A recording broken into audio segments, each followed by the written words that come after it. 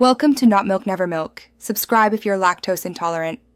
In this video, I will help you connect your phone to your Swift car's Bluetooth system. First, make sure your car's ignition is on and your phone's Bluetooth is activated.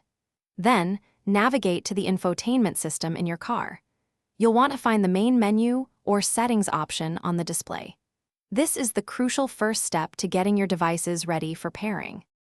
Once you're in the infotainment system settings, select the Bluetooth option. From there, you'll typically see an option like Add New Device or Pair Device. Select this to begin the search. Your car will then start looking for available Bluetooth devices. Within a few moments, your phone's name should appear on the car's display, ready for the next step.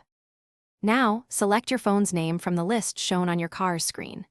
Both your phone and the car's display will then show a pairing code, usually a 4 or 6-digit number. Verify that these codes match on both devices and confirm the connection. Once successful, your car's infotainment system will display a connected message, indicating your phone is now paired. If you encounter any issues, ensure your phone is within a 10-meter range of the car. Sometimes, deleting old pairings from both your phone and the car's system can resolve connection problems.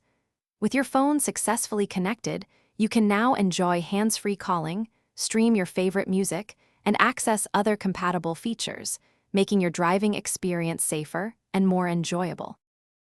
Thanks for watching. If this was helpful, leave a like and consider subscribing. See you next time.